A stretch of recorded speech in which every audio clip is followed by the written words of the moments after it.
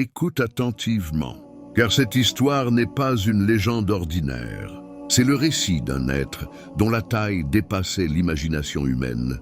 Un géant mécréant qui a vécu sur Terre pendant des milliers d'années.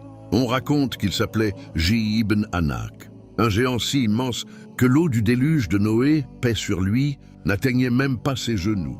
Alors que toute la terre fut engloutie, lui survécut, non par sa force, mais uniquement parce qu'Allah l'avait permis, afin qu'il devienne un signe pour les générations futures. Sa puissance était terrifiante. Quand il avait faim, il attrapait un poisson géant de la mer d'une seule main, le levait vers le ciel et le faisait cuire à la chaleur du soleil. Quand il avait soif, il arrêtait les nuages et buvait directement leur eau. La vie pour lui semblait facile. Il se croyait invincible. Il répandait la corruption sur terre et défiait la volonté de Dieu. Les siècles passèrent, jusqu'au temps du prophète Moïse, paix sur lui. Lorsque Moïse conduisit les enfants d'Israël vers la Terre Sainte, il envoya des chefs de tribus pour l'explorer. Mais le géant les captura tous, les porta comme de simples brindilles de bois et les ramena chez lui en se moquant d'eux.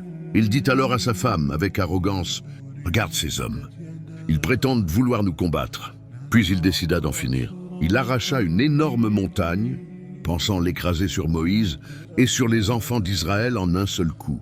Mais Allah n'abandonne jamais ses prophètes. Il envoya un oiseau qui frappa la roche de son bec. La montagne se fendit en deux et tomba sur la tête du géant.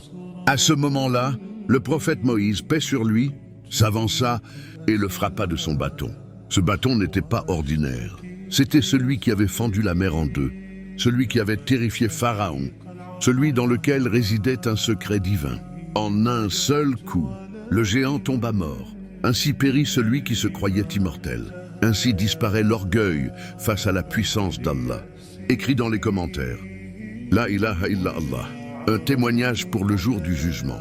Toi qui regardes cette vidéo, qu'Allah apaise tes maladies, ouvre pour toi les portes de la chance et de la réussite, qu'il protège tes enfants, qu'il bénisse ta maison et qu'il éclaire ton chemin chaque nuit. Ô Seigneur, fais descendre ta miséricorde sur ce frère, cette sœur. Amen.